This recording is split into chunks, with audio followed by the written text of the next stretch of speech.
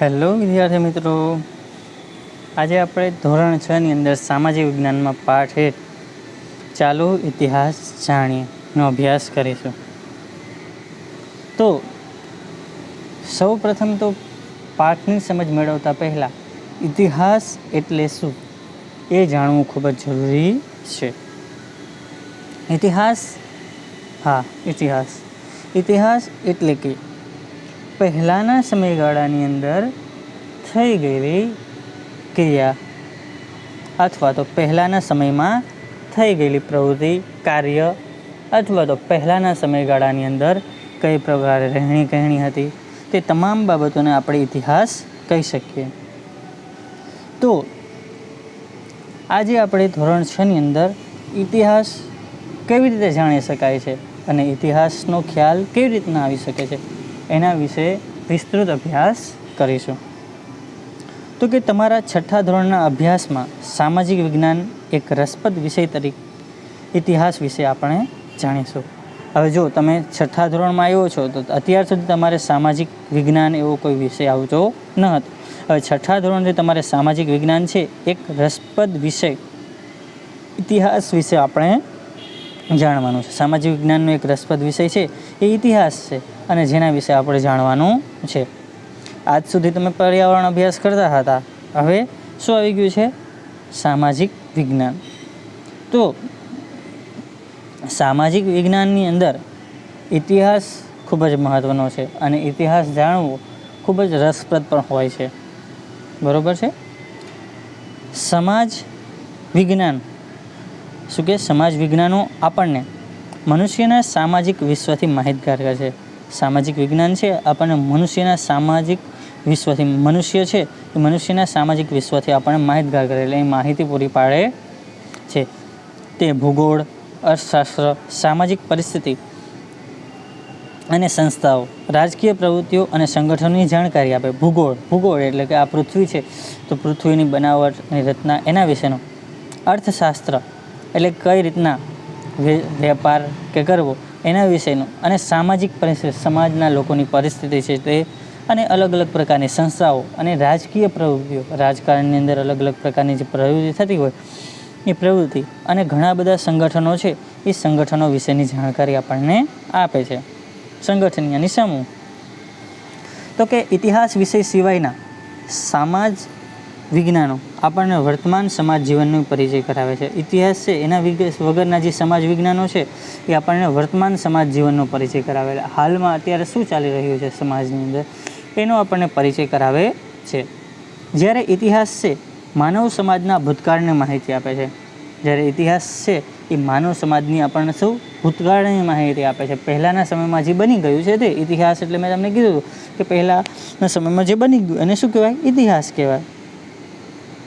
તો આ પ્રશ્ન પૂછાઈ શકે છે, એટલે એક ટીક કરી લેજો કે ઇતિહાસ છે એ માનવ સમાજના ભૂતકાળની માહિતી આપે છે, જેની મદદથી આપણે વર્તમાન કાળને જાણી શકીએ છીએ. અને એની મદદથી આપણે શું કરી શકીએ?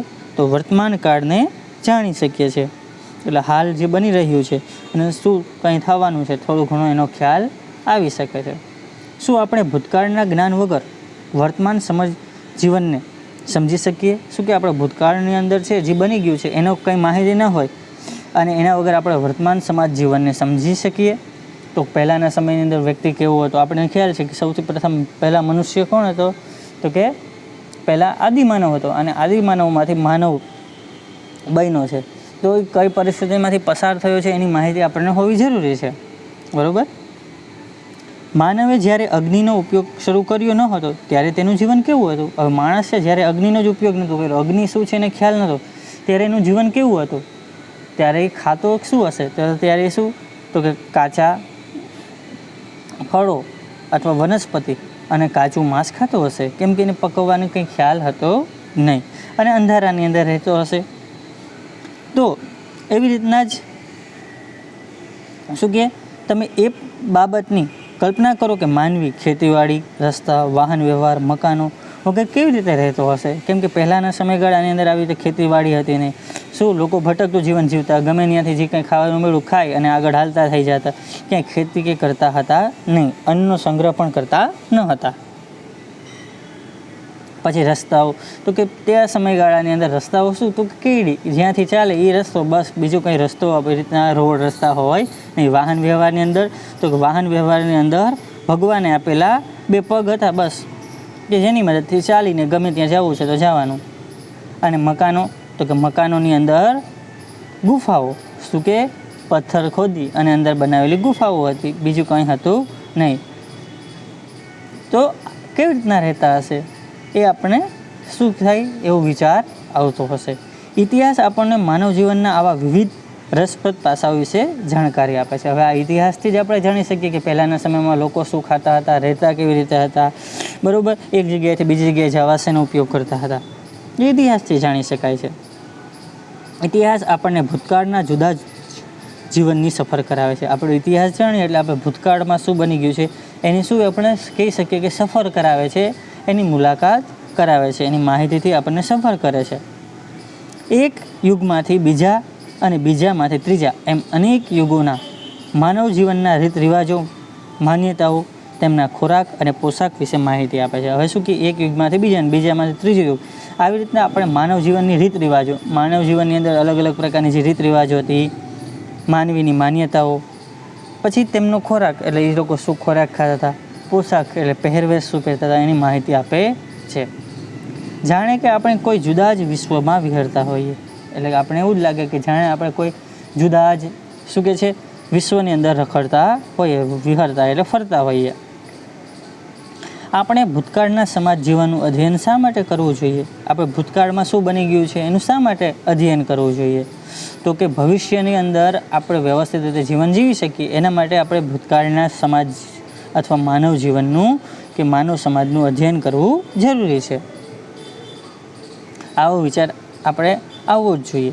ઇતિહાસ માત્ર ભૂતકાળની જ બાબતો સાથે સંકળાયેલ નથી. આપણો ઇતિહાસ છે ખાલી ભૂતકાળની બાબતો સાથે જ સંકળાયેલ નથી, પરંતુ તે વર્તમાન કાળની વ્યવસ્થા સાથે કડીરૂપ છે. પણ અત્યારે જે વર્તમાનમાં હાલ જે બની રહ્યું છે એના સાથે પણ કડીરૂપ છે, એને પણ કડીરૂપ યાની કે જોડે છે. આપણા પૂર્વજો કેવા હતા, શું કે આપણા પૂર્વજો હતા એ કેવા હતા, તે ક્યાં રહેતા હતા, તે શું ખાતા હતા, તેમના જીવનની અનેક મહત્વપૂર્ણ બાબતોની માહિતી આપી. ઇતિહાસ આપણને માનવીના જીવનમાં આવેલ પરિવર્તનોથી માહિતગાર કરે છે. શું કે આ ઇતિહાસથી આપણે માહિતી જાણી શકીએ છીએ કે એ લોકો કેવી રીતે રહેતા હતા, શું ખાતા હતા, અને આપણને કેટલો પરિવર્તન આવ્યું છે, પરિવર્તનનો ખ્યાલ પૂરો પાડે છે. તો કે આ ઇતિહાસ જાણવું હોય તો ઇતિહાસ કેના દ્વારા જાણી શકાય? તો કે ઇતિહાસ જાણવા માટેના અમુક સાધનો અને સ્ત્રોત છે કે જેના દ્વારા આપણે ઇતિહાસ જાણી શકીએ છીએ. તો હવે આપણે ઇતિહાસ જાણવાના સાધનો અને સ્ત્રોત જોઈએ. સ્ત્રોત યાની કે જ્યાંથી માહિતી પ્રાપ્ત થતી હોય તેને શું કહેવાય? સ્ત્રોત. તો કે ચિંતને વર્તમાનપત્રમાં વાંચ્યું. તમારા જેવું કોઈ બાળક છે જેનું નામ છે ચિંતન, એને વર્તમાનપત્ર યાની કે ન્યૂઝપેપર સમાચાર પત્રમાં વાંચ્યું કે ગુજરાતના કચ્છમાં 4000 વર્ષ જૂનું શહેર મળી આવ્યું. શું કે ગુજરાતની અંદર જે કચ્છ જિલ્લો આવેલો છે એ કચ્છની અંદર 4000 વર્ષ જૂનું શહેર મળી આવ્યું. એટલે કે આજથી 4000 વર્ષ પહેલાં કે કોઈ શહેર હશે એના અવશેષો મળી આવ્યા. તેને આશ્ચર્ય થયું. હવે આશ્ચર્ય થાય ને કે આજથી 4000 વર્ષ પહેલાં આપણે મહાભારત રામાયણની વાત કરીએ તો એ આજથી 2500થી 3500 વર્ષ જૂની લાગે છે. તો એનાથી પણ જૂના કોઈ લોકો રહેતા હશે? શું મહાભારત રામાયણ પહેલાં પણ પૃથ્વી ઉપર જીવન શક્ય હશે? એવો આપણને વિચાર આવે છે ને બાળકો તમને? આપણે કેવી રીતે જાણી શકીએ કે આ શહેર 4000 વર્ષો જૂનું છે? હવે તમારા મારા જેવા ગમે એ કહી દઈએ તો આપણે માની લઈએ? ન માનીએ ને. તો આપણને કેવી રીતે ખબર પડે કે આ 4000 વર્ષ જૂનું શહેર હશે? તે કોણે અને કેવી રીતે બાંધ્યું હશે? અને 4000 વર્ષ પહેલાં છે તો કોણે બાંધ્યું હશે અને કેવી રીતે બનાવ્યું હશે? ત્યારે તો કંઈ સિમેન્ટ હતી નહીં, પતરા હતા નહીં, લોખંડની શોધ થઈ નથી, તો કેવી રીતે બનાવ્યા હશે? આપણને વિચાર થાય, બરાબર ને? ત્યાંના લોકો કેવો ખોરાક ખાતા હશે અને ત્યાં જે લોકો રહે છે એ કેવો ખોરાક ખાતા હશે, બરાબર? એનો આપણને ખ્યાલ આવે. કેવા કપડાં પહેરતા હશે, કપડાં પણ કેવા પહેરતા હશે એ પણ આપણને ખ્યાલ આવે કે ત્યારના સમયની શું અંદર કાપડની શોધ થઈ હતી, શું કપડાં પહેરતા હશે. તો એના વિશે આપણે માહિતી મેળવવાની છે. તો હવે આપણે આગળ અભ્યાસ કરીએ. તો કે તમે ભારતના નકશામાં નર્મદા નદી શોધી કાઢો. શું કે તમે ભારતનો નકશો દઈએ તો તમે એમાં નર્મદા નદી શોધી કાઢો. તો કે હા, તમે જો અભ્યાસ કર્યો હોય તો તમે શોધી શકો છો, પરંતુ જો તમે ક્યારેય એની જોઈ જ ના હોય ક્યાંય પણ તો તમને એનો ખ્યાલ આવે નહીં. હજારો વર્ષો પહેલાં નર્મદાના કિનારે માનવો વસતા હતા. આજથી હજારો વર્ષો પહેલાં પણ શું કે નર્મદા નદીના કિનારે માનવ એટલે કે લોકો વસતા હતા. ઇતિહાસ, આપણે ઇતિહાસ કેવી રીતે જાણી શકીએ? આપણને ઇતિહાસ જાણવો હોય તો કેવી રીતે જાણી શકીએ? તો એના માટે આપણે શું કહે છે, અમુક સ્ત્રોતોની જરૂર પડે છે. આપણે ઇતિહાસ કેવી રીતે જાણી શકીએ? તો કે આપણે ઇતિહાસ જાણવા માટે જુદા જુદા સાધનો આપણી આજુબાજુ છે એ સાધનનો ઉપયોગ કરવો પડે. એક એની અંદર સૌપ્રથમ જોઈએ તાળપત્ર અને ભોજપત્ર. તો કે પ્રાચીન સમયમાં માનવી લખવા માટે તાળપત્ર કે ભોજપત્રનો ઉપયોગ કરતો હતો. હવે આ તાળપત્ર કે ભોજપત્ર કેવું હોય તો એ તમારે જોવું હોય તો આપણા જે બીજો એક વિડીયો છે એની અંદર તમે જોઈ શકો છો. 7મા ધોરણનો નહીં પણ તો 8મા ધોરણનો વિડીયો છે એની અંદર તમે જોઈ શકો છો, જેની અંદર મેં તાળપત્ર કોને કહેવાય એ બતાવેલું છે. અને આ ભોજપત્ર, તો ભોજપત્ર છે એ ભોજપત્ર હિમાલયની અંદર થતા ભુર્જ નામના વૃક્ષની છાલમાંથી તૈયાર કરવામાં આવે છે. શું? આ ભોજપત્ર છે હિમાલયની અંદર શું કહે છે, જે ભુર્જ નામના વૃક્ષો થાય છે વૃક્ષની છાલની અંદર તૈયાર કરવામાં, એ વૃક્ષની છાલમાંથી થાય છે, એના ઉપર લખવામાં આવે છે. તો પ્રાચીન સમયમાં માનવી લખવા માટે તાળપત્ર કે ભોજપત્રનો ઉપયોગ કરતા. પહેલાંના સમયની અંદર માનવી છે લખવા માટે શેનો? તો ભોજપત્ર અથવા તાળપત્રનો ઉપયોગ કરતા હતા. હવે આ ભોજપત્ર કે તાળપત્ર છે એનો ઉપયોગ કરી અને એના ઉપર લખતા એ લોકો, જેને આપણે હસ્તપ્રત કહીએ છીએ. અને હાથેથી લખતા એટલા માટે થઈને એને હસ્તપ્રત તરીકે ઓળખવામાં આવે છે. હાથ વડે લખાણ લખવામાં આવે એટલે હસ્તપ્રત તરીકે ઓળખવામાં આવે છે. એટલે તાળ વૃક્ષના પર્ણો પર લખાયેલી હસ્તપ્રતો અને ભોજપત્રો એટલે કે હિમાલયમાં થતા ભુર્જ નામના વૃક્ષોની પાતળી આંતરછાલ ઉપર લખાયેલ હસ્તપ્રતો. એટલે આ તાળપત્રો છે એ તાળ વૃક્ષના પર્ણ પર એટલે કે એના પાંદડા ઉપર લખાવવામાં આવતી, એટલે એ શું કહેતા? હસ્તપ્રતો. અને ભોજપત્ર એટલે કે ભુર્જ નામના છે હિમાલયની અંદર થતા ભુર્જ નામના વૃક્ષ છે એની પાતળી આંતરછાલ એટલે એની જે છાલ કાઢવામાં આવે પાતળી એના ઉપર લખાતા એ હસ્તપ્રતો છે.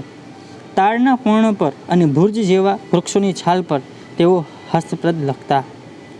બરાબર, આના ઉપર એ લખતા વર્ષો પહેલાં. અને તેમાંથી આપણને તેમની ભાષા અને જીવન જીવવાની પદ્ધતિની જાણકારી મળે છે. અને એના ઉપરથી આપણને શું કહે છે? એમની ભાષા અને જીવન જીવવાની પદ્ધતિની જાણકારી મળે છે. આવી અનેક હસ્તપ્રતો મળી છે. આવી ઘણી બધી આપણને હસ્તપ્રતો મળી છે. તાળપત્ર અને ભોજપત્ર પર લખેલી હસ્તપ્રતોમાંથી ભારતના પ્રાચીન યુગના માનવી વિશે આપણને માહિતી મળે છે. હવે આ ભોજપત્ર અને તાળપત્રો પર લખેલી માહિતી છે એના ઉપરથી આપણને ખ્યાલ આવે કે ભારતની અંદર પ્રાચીન યુગમાં માનવી કેવી રીતે જીવન જીવતો હતો અને એ કઈ રીતના પોતાનું ગુજરાન ચલાવતો, બરાબર, એ બધાનો ખ્યાલ આવે છે. તમે એ ચિત્રની અંદર જોઈ શકો છો કે ભોજપત્ર અને તાળપત્ર છે એ દેખાવે કેવા હતા અને એની ઉપર કઈ પ્રકારે લેખન કરવામાં આવતું હતું. બરાબર, તો કે આવી હસ્તપ્રતો તમે જો આ ચિત્રની અંદર જુઓ અને એનો અભ્યાસ કરો કે આ છાલ ઉપર છે એમાં કઈ રીતના લખાણ લખવામાં આવતું હતું. આ ભાષા પણ આપણે જો જાણી શકતા નથી કઈ ભાષામાં લખાયેલું છે. તો ત્યારના સમયની અંદર લિપિ અને ભાષા પણ અલગ હતી. બરાબર,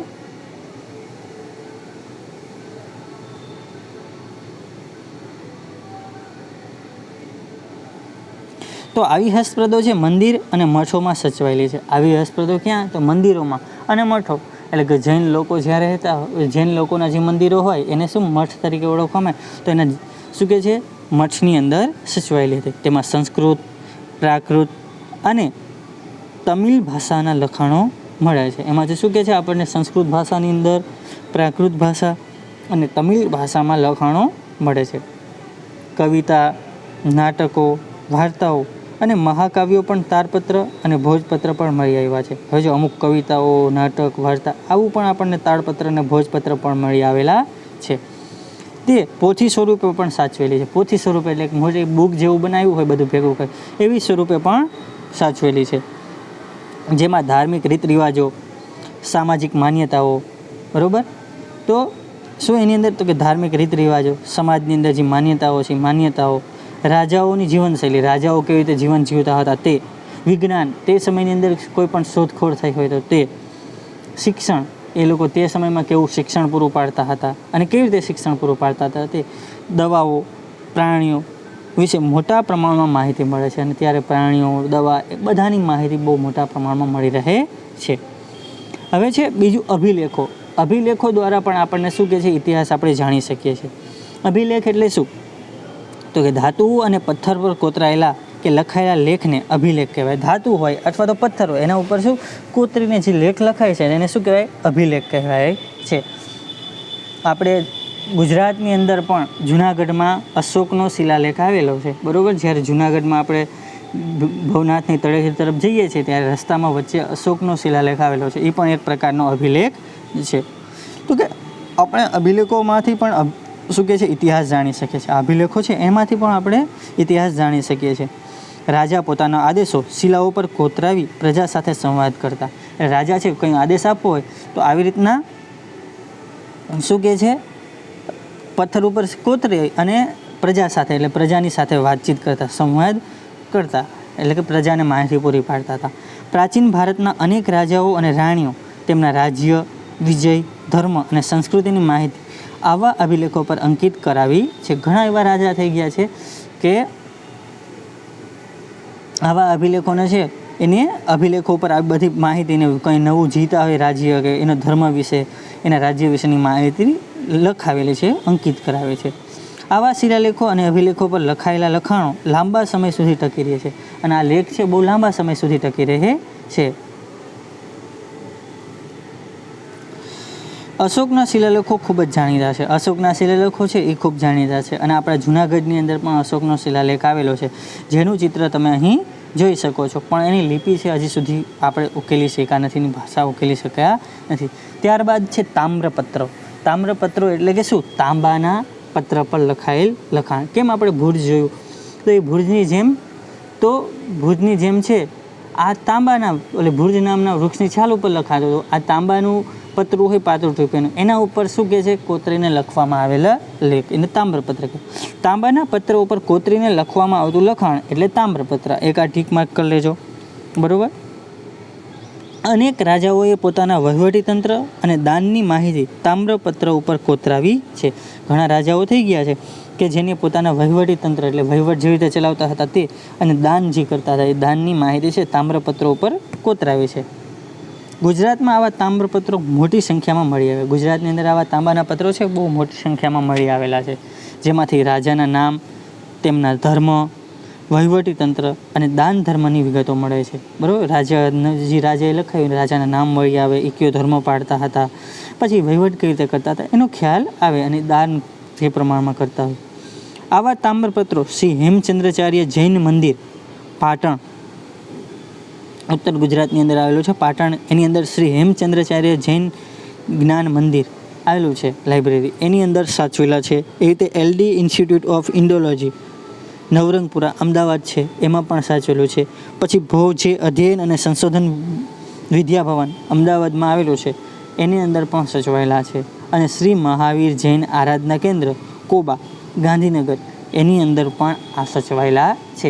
એટલે કે આવા જે શું કહે છે આ તામ્રપત્રોને છે એ બધા આવા શું કહે છે સંશોધન કેન્દ્ર હોય અથવા તો જે સંસ્થાગાર કહી શકીએ કે જ્યાં આવા તામ્રપત્રોને સાચવવામાં આવતા હોય એમાં સચવાયેલા છે. હવે છે સિક્કા. હવે જો સિક્કાઓ, રાજા એ સમયની અંદર સિક્કાઓ બહાર પડ્યા હોય તો સિક્કાઓ ઉપરથી પણ આપણે ઇતિહાસ જાણી શકીએ છીએ. એમાં રાજાએ એની અંદર પોતાનું નામ અથવા તો કાંઈ પણ વસ્તુ કોતરાવેલી હોય જેના ઉપરથી ખ્યાલ આવે કે આ સમયની અંદર આ સિક્કાને છાપવામાં આવેલા હતા અને આ સિક્કાઓમાંથી કયા રાજાએ બહાર પાડ્યા છે એ બધાનો ખ્યાલ આવી શકે. સિક્કા પણ ઇતિહાસ જાણવાનું અગત્યનું સાધન છે. સિક્કાઓથી પણ આપણે શું કહે છે ઇતિહાસ જાણી શકીએ છીએ. સિક્કા પર રાજાનું નામ, તેના ધર્મ, સંસ્કૃતિ તથા તેના સમય વગેરેની માહિતી મળે છે. આ સિક્કાઓ દ્વારા શું તો કે ઇતિહાસ જાણવાનું અગત્યનું સાધન છે. અને સિક્કાઓ પર રાજાનું નામ, એનો ધર્મ, સંસ્કૃતિ તથા તેના સમય વગેરેની માહિતી મળે છે. ભારતના ઈસવીસન પૂર્વે એટલે કે ભારતની અંદર ઈસવીસનની શરૂઆત નથી થઈ એની પહેલાં 5મી સદીમાં પંચમાર્ક સિક્કા મળી આવ્યા છે. શું કે ઈસવીસનની શરૂઆત થતાં પહેલાં પણ શું કે 5મી સદી પંચમાર્ક સિક્કા મળી આવ્યા છે, જે સૌથી જૂના સિક્કા છે. અને એ શું કહે છે, સૌથી જૂના સિક્કા માનવામાં આવે છે. આ સિવાય ગ્રીક રાજાઓ, મૌર્યકાળ અને ગુપ્ત યુગના અનેક સોના, ચાંદી અને તાંબાના સિક્કાઓ મળ્યા છે, જે તે રાજ્યની સામાજિક, ધાર્મિક અને આર્થિક અને રાજકીય માહિતી આપે છે. એ શું કરે છે, એ લોકોની શું કે એના રાજ્યની આર્થિક એટલે કે કેવા સક્ષમ હતા પૈસાની દ્રષ્ટિએ, એ બધી માહિતી પૂરી પાડે છે. જેમાં તમે અહીં સિક્કા જોઈ શકો છો, સોના ચાંદીના સિક્કાઓ અને પંચમાર્ક સિક્કાઓ પણ તમે જોઈ શકો છો. પંચમાર્ક સિક્કા જુઓ તમે, એનો આકાર કેવો હતો, થોડોક ચોરસ જેવો હતો. તો કે પંચમાર્ક સિક્કાઓ છે એ ધાતુના ટુકડાઓને છાપ ઉપસાવી બીબામાં મૂકી દબાણ આપી બનાવાતા હતા. શું કહે છે, આ પંચમાર્ક સિક્કા છે એ ધાતુનો ટુકડો હોય એની ઉપર છાપ ઉપસાવવામાં આવે અને બીબામાં મૂકી અને દબાણ આપી એટલે કે આમ દબવામાં આવે અને બનાવતા સિક્કા હતા. પંચમાર્ક સિક્કા તરીકે ઓળખાય છે. અને આ સિક્કા છે એ પંચમાર્ક સિક્કા તરીકે ઓળખાય છે. ઇતિહાસના અભ્યાસીઓ, પુરાતત્વ શાસ્ત્રીઓ અને ઇતિહાસકારો અને પ્રવાસીઓ, હવે બીજા કોના દ્વારા માહિતી મળી શકે, તો કે ઇતિહાસના અભ્યાસીઓ એટલે ઘણા લોકો ઇતિહાસનો અભ્યાસ કરતા હોય તેના પાસેથી. પુરાતત્વ શાસ્ત્રીઓનું કામ શું હોય કે પહેલાંના સમયગાળાની અંદર કેવી રીતના લોકો જીવન જીવતા હતા અને ક્યાં કઈ પ્રકારની વ્યવસ્થા હતી એના વિશેની શોધખોળ કરતા હોય, જેને પુરાતત્વ શાસ્ત્રીઓ કહેવાય. પછી ઇતિહાસકારો, જે ઇતિહાસ વિશેની માહિતી મેળવતા હોય, અને પ્રવાસીઓ કે તે સમયગાળાની અંદર કોઈ પ્રવાસી છે ફરવા માટે આવ્યો હોય અને પોતાની પુસ્તકમાં કે ક્યાંય એને એવું નોટ એટલે કે લખાણ કરેલું હોય તો એના ઉપરથી આપણને આ માહિતી મળી શકે છે. તો કે માનવ સમાજનો ભૂતકાળ જાણવા આપણે પુરાતત્વ શાસ્ત્રીઓ, જેને અંગ્રેજીમાં શું આર્કિયોલોજિસ્ટ કહે છે, તે સંશોધન કરીને માહિતી આપે છે. હવે શું કહે છે, માનવ સમાજનો ભૂતકાળ જાણવો હોય તો આપણને પુરાતત્વ શાસ્ત્રીઓ કે જેને આપણે અંગ્રેજીમાં આર્કિયોલોજિસ્ટ કહીએ છીએ તેના સંશોધન કરીને આપણને માહિતી આપતા હોય છે. એટલે એક યાદ રાખજો કે પુરાતત્વ શાસ્ત્રીઓ છે ને ઇંગ્લિશમાં શું કહેવાય, આર્કિયોલોજિસ્ટ તરીકે ઓળખવામાં આવે છે. તેઓ પ્રાચીન સ્થળો પર જઈ ઉત્ખનન કરીને મકાનો, સિક્કા, ઈંટો, પથ્થરો, ઓજારો, ખોરાકના નમૂના, મનુષ્યો અને પ્રાણીઓના હાડકાં વગેરે શોધીને તેનો અભ્યાસ કરી તે સમયના માનવીઓની સંસ્કૃતિથી આપણને અવગત કરાવે છે. અને શું કરે, તો કે અમુક જગ્યાએ જઈ ઉત્ખનન એટલે ખોદકામ કરી મકાન હોય, સિક્કા, ઈંટ, પથ્થરો, ઓજાર આવું બધું મળે એના ઉપરથી એનો અભ્યાસ કરી અને આપણને શું કહે છે, આપણી એ સંસ્કૃતિથી આપણને અવગત એટલે કે માહિતગાર કરાવે છે. પ્રાચીન કાળથી જ મનુષ્ય એક જગ્યાએથી બીજી જગ્યાએ પ્રવાસ કરતો રહ્યો. પહેલાંથી જ ખબર છે માનવી એક જગ્યાએથી બીજી જગ્યાએ ભટકતો રહ્યો છે, પ્રવાસ કરતો રહ્યો. ઘણા પ્રવાસીઓ બીજા દેશોમાં જઈને ત્યાંના જીવનની નોંધ પણ કરતા હોય. આપણે બીજી જગ્યાએ જઈએ તો ત્યાં લોકો કેવી રીતે જીવે છે એની નોંધ પણ કરતા હોય છે. આવા પ્રવાસીઓના પ્રવાસન વર્ણનમાંથી આપણને જે તે દેશના ઇતિહાસ અને સંસ્કૃતિની જાણકારી મળે છે. તો કે આવા પ્રવાસીઓ છે એ પ્રવાસીઓના પ્રવાસન વર્ણનમાંથી એટલે કે જે પ્રવાસ કર્યો હોય એમાં વર્ણન હોય કે અમે અહીંયા જોયું હતું, આ વસ્તુ હતું, તો એના ઉપરથી પણ આપણને શું કે ઇતિહાસની અને સંસ્કૃતિની જાણકારી મળે. તેમાં મેગસ્થનીસ, પ્લેની, ફાહિયાન, યુએનસંગ જેવા મુસાફરોનો સમાવેશ થાય છે. પુરાતત્વ શાસ્ત્રીઓને અને ઇતિહાસકારોના સંશોધનોને આપણને ઉત્તર પશ્ચિમ ભારતમાં સિંધુ નદીના કિનારે પાંગરેલી મહાન સભ્યતાના દર્શન થાય છે. શું કહે છે, તો કે પુરાતત્વ શાસ્ત્રીઓ અને ઇતિહાસકારો છે એના સંશોધનોથી આપણને ઉત્તર પશ્ચિમ ભારતમાં સિંધુ નદીના કિનારે પાંગરેલી એટલે કે વિકસેલી મહાન સભ્યતાના દર્શન થાય છે. ભારતમાં આજથી 4500 વર્ષ પહેલાં અનેક શહેરો અસ્તિત્વમાં હતા. એ જ રીતે ગંગા નદીની આસપાસના ક્ષેત્રોમાં આજથી 2500 વર્ષ પહેલાં ઘણા બધા શહેરોનો વિકાસ થયો હતો. અને એવી જ રીતે આજથી શું કે 2500 વર્ષ પહેલાં પણ ગંગા નદીની આસપાસના ક્ષેત્રોમાં પણ શું કે ઘણા બધા શહેરોનો વિકાસ થયો હતો. તે પણ જાણી શકાય છે, એનો પણ આપણે માહિતી મળી રહે છે. આ બધા સાધનોથી તે સમયના માનવ સમાજના રીત રિવાજો એટલે એ કેવી રીતના રહેતા હતા, ખોરાકમાં શું ખાતા હતા, કેવો પોશાક પહેરતા હતા, અને ટેકનોલોજી અને સંસ્કૃતિની માહિતી મળી રહે છે. એટલે એ લોકો કઈ ટેકનોલોજીનો ઉપયોગ કરતા હતા તે, અને શું કહે છે સંસ્કૃતિ કેવી હતી એનો માહિતી મળી રહે છે. ભારતના અનેક શહેરો અને ગામડાઓ શોધી તેમણે આપણને કપાસ, જવ, ઘઉં ઉપરાંત તે સમયના પ્રાણીઓની માહિતી આપી છે.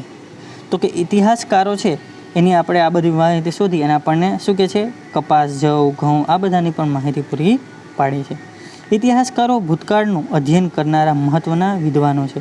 ઇતિહાસકારો હોય એ ભૂતકાળનું પહેલાંના સમયનું ઘણું બધું અધ્યયન કર્યું, ઘણું બધો અભ્યાસ કર્યો હોય અને અભ્યાસ કરી અને એના વિદ્વાન હોય છે અને પછી માહિતી રજૂ કરતા હોય.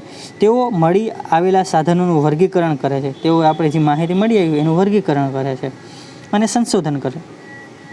સંશોધન કરી હસ્તપ્રદો દસ્તાવેજો, અભિલેખોમાંથી માહિતી એકત્રિત કરે છે અને પછી યોગ્ય રીતે તેનું આલેખન કરે છે. પછી બધી માહિતીને ભેગી કરી અને એમાંથી યોગ્ય લાગતી માહિતી રજૂ કરતા હોય છે. પુરાતત્વશાસ્ત્રીઓ અને ઇતિહાસકારો ભૂતકાળને આપણી સમક્ષ જીવંત કરે છે. આ પુરાતત્વશાસ્ત્રીઓ છે એ શું કરે છે, તો કે ઇતિહાસને આપણી સમક્ષ જીવતો કરે છે. ઇતિહાસને આપણી સમક્ષ જીવાગર કરે છે. હવે છે ભૂમિનું નામ, કે જેનો અભ્યાસ આપણે છે બીજા લેક્ચરની અંદર કરીશું.